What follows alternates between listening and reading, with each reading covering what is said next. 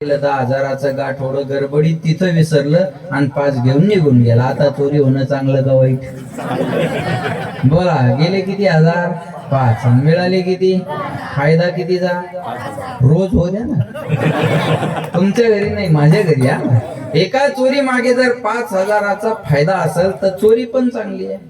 तसं गर्भवासात आल्यानंतर 9 महिने 9 दिवसाचं दुःख जर मानलं तर 9 महिने 9 दिवसाचं आयुष्यभर भजन करायला मिळत असेल तर सुखाने आम्हाला गर्भवासात घाल. तुका म्हणे सुखाने गर्भवासात घाल देवा, सुखी घालावे तेवढं सहन करायला तयार आहे आम्ही, आहे का नाही? गुण गायन आवडी हेची माझी सर्व जोडी, असा अभंगाचा सरळ अर्थ आहे. विठाला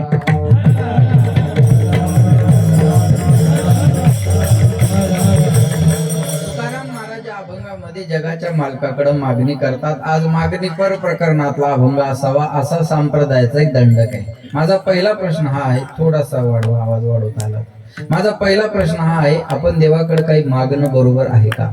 आपण देवाकडे काही मागणं म्हणजे देवाची सरळ सरळ चूक काढल्याप्रमाणे आपण देवाकडे काही मागावं म्हणजे देवाला आपल्याला काय द्यावं हे कळत नाही असा त्याचा अर्थ होईल. पण देवाला कळत नाही असं तर म्हणता येणार नाही. चतुरातो शिरोमणी गुण लावण्याची मुकुट सकाळा म्हणे धन्य तुझी, त्याच्यासारखा चतुर या जगाच्या पाठीवर दुसरं कोणी नाही माना. मग देवाला कळत नाही का आपल्याला काय द्यावं? कळतं. मग देवाच्या मंदिरात मागण्यासाठी जायचं का नाही जायचं? देवाच्या मंदिरात मागण्यासाठी जायचंच नाही. जे दिलेलं आहे त्याची कृतज्ञता व्यक्त करण्यासाठी मंदिरात जायचं असतं बरं का. पण मागायच्या अगोदर समर्पण करावं लागत असतं. वस्तू समर्पण, तत्व समर्पण, क्रिया समर्पण.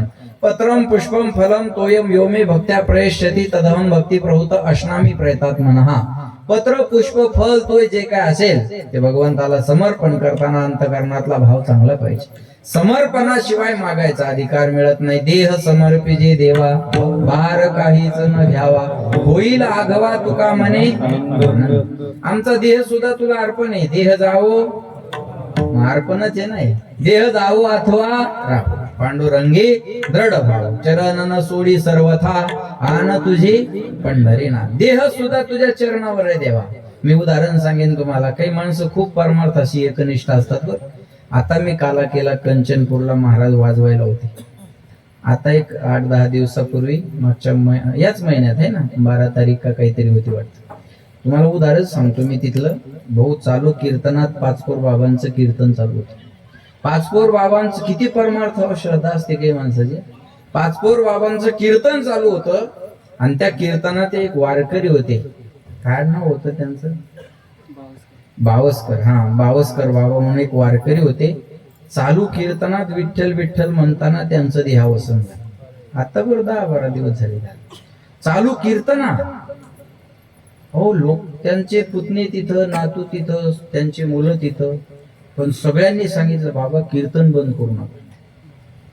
तिथल्या तिथं भावपूर्ण श्रद्धांजली वाहिली आणि बरोबर त्याच टायमिंग 2 तासाचं कीर्तन झालं. आणि एवढंच नाही, त्या गावाने पुन्हा तो सप्ताह बंद नाही केला महाराज. चालू कीर्तन. आता ते कीर्तन बंद केलं नाही, तो सप्ताह बंद केला नाही. आणि तिथं काला सुद्धा आनंदानं गावानं साजरा केला. याला तुम्ही काय म्हणणार? देह जावो अथवा राहो पांडुरंगी. हे चालू झालेलं सांगतोय मी, 10 दिवसापूर्वीच सांगतोय तुम्हाला.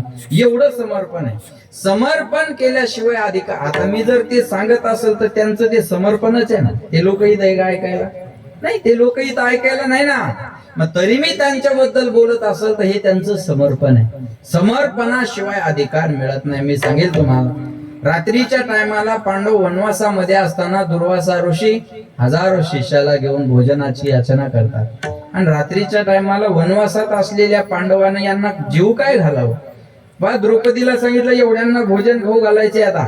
आणि ग्रहस्थ आश्रमी यांचा धर्म आहे. आतिथ्यम शिवपूजनम प्रतिदिनम मिष्टानम पानम ग्रहे साधू संगम उपासते हे सततम धन्यो ग्रहस्थ आश्रमा. ग्रहस्थ आश्रमी यांचा धर्म आहे. आपल्या दारात आलेल्या अतिथीला वेणमुख लावायचं नाही. पण आता करायचं काय? एवढ्या निर्जल वनामध्ये एवढ्यांना जीव घालणं सोपं आहे का? मग काय केला? सूर्याने दिलेली थाली होती. त्या थालीचा उपयोग दिवसभर व्हायचा. सायंकाळ झाली की त्या थालीचा उपयोग व्हायचा नाही. करावं काय? नाही जेवू घालावं तर ग्रहस्थाश्रमी यांचा धर्म बुडतो. आणि जेवू घाला तर काय जेवू घालावं? मग भगवंताचा धावा केला. कोठे गुंतला